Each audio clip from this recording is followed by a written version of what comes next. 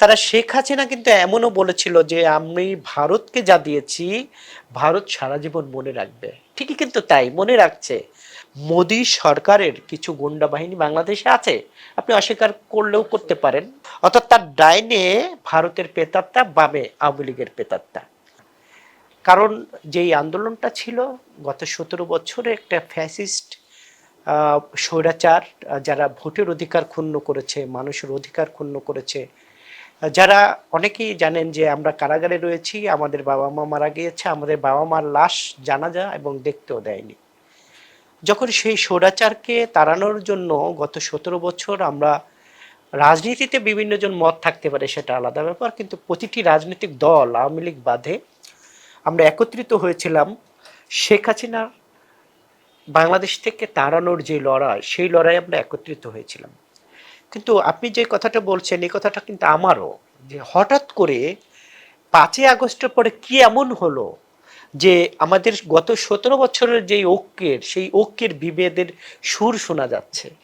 এই ঐক্যের বিভেদের সুর যদি থাকে তাহলে আওয়ামী লীগ লাভবান হবে আমি ব্যক্তিগতভাবে মনে করি। এবং যারা গত 17 বছরে আওয়ামী লীগকে দিয়ে বাংলাদেশের মানুষের গণতন্ত্র, ভোটের অধিকার ক্ষুণ্ণ করেছে, যারা দাদাগিরি করেছে, তারাও কিন্তু লাভবান হবে। যেটা একটি প্রতিবেশী দেশ ভারত, এটা আমি সবসময়ের জন্যই বলি, এটা লজ্জা রেখে তো আর কোনো কথা। আমরা দেখেছি যে তারা কি পরিমাণ এই বাংলাদেশে দাদাগিরি করেছে। তারা শেখ হাসিনা কিন্তু এমনও বলেছিল যে আমি ভারতকে যা দিয়েছি ভারত সারা জীবন মনে রাখবে। ঠিকই কিন্তু তাই মনে রাখছে। তাকে আমি আজকেই দেখলাম সম্ভবত যে চেন্নাইতে ওপেন শেখ হাসিনা ঘোরাঘুরি করছে, এটা কিন্তু পত্রিকাও আসছে, আমি আর টিভিতে দেখেছি, সোশ্যাল মিডিয়াওতে আসছে। এই যে, এবং দেখেন কত, পৃথিবীতে কোনো দেশ তাকে গ্রহণ করে নাই, পৃথিবীর কোনো দেশই কিন্তু গ্রহণ করে নাই। বাংলাদেশের মানুষের বিপক্ষে যে ভারতের একটি শাসক দল, তারা তাকে আশ্রয় প্রশ্রয় দিয়ে বাংলাদেশের বিরুদ্ধে উস্কায়ে দিচ্ছে। এই যে যে ভারতের এবং মোদী সরকারের কিছু গুন্ডা বাহিনী বাংলাদেশে আছে, আপনি অস্বীকার করলেও করতে পারেন, বা সেটা আপনার ব্যাপার, কিন্তু আমরা জানি তারা বাংলাদেশকে রাজনীতিতে মানে এই যে রাজনীতির মধ্যে একটি বিভেদ সৃষ্টি হোক, তারা কিন্তু প্রতিনিয়তই আমাদের মধ্যে, কিন্তু এই বিষয়টা কিন্তু আমরা যারা রাজনৈতিক কর্মী, রাজনৈতিক দল, বিভিন্ন দলের, তাদেরকে কিন্তু বুঝতে হবে। কিন্তু কেন যেন তারা বুঝতে পারছেন না, কি কারণে বুঝতে পারছেন আমি জানি না। কিন্তু এই সংকট যদি থাকে তাহলে বাংলাদেশের রাজনীতির আকাশের যে অন্ধকার, এই অন্ধকারে বাংলাদেশ আবার হোঁচট খাবে, গণতন্ত্র হোঁচট খাবে, ভোটের অধিকার হোঁচট খাবে। সুশাসন, গণতন্ত্রের সৌন্দর্য হলো ভোট। যে ভোটের অধিকারের জন্য এদেশের মানুষ লড়াই করেছে, সংগ্রাম করেছে, অগণিত মানুষ কারাগারে গিয়েছে, গুম হয়েছে, খুন হয়েছে, সেই ভোটের অধিকার যখনই আমরা বলি তখন এই যে অন্তর্বর্তী সরকারে যারা আছেন তাদের গায়ে কেমন যেন জ্বালা।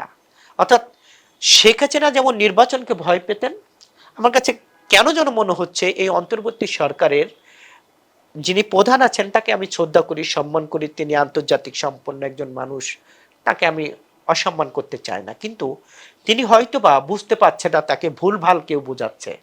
অর্থাৎ তার ডাইনে ভারতের পেতাত্তা, বামে আওয়ামী লীগের পেতাত্তা। এই যে কিছু নাবালক উপদেষ্টারা আছেন, আমি নাবালক বলছি, তাদেরকে ছোট করে বলছি না, এই কারণে বলছি যে আমার রাজনীতিক আন্দোলন সংগ্রামের বয়স হলো 17-18 বছর।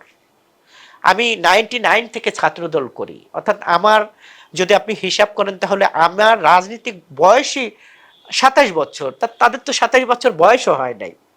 তারা যদি ভুলভাল দিয়ে ইউনূস সাহেবকে দীর্ঘমেয়াদী ক্ষমতায় রাখার প্রলোভ দেখায় তাহলে জাতির জন্য একটা কলঙ্ক দিন বয়ে আসবে।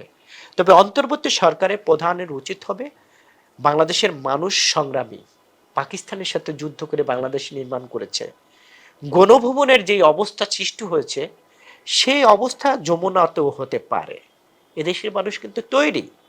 অতএব উনি আন্তর্জাতিক খ্যাতিসম্পন্ন মানুষ, উনি সম্মান শ্রদ্ধা রেখেই বোধ হয় জনগণের পালস বুঝেই একটি জাতীয় নির্বাচন দিয়ে একটি গণতান্ত্রিক সরকারের হাতে ক্ষমতা হস্তান্তর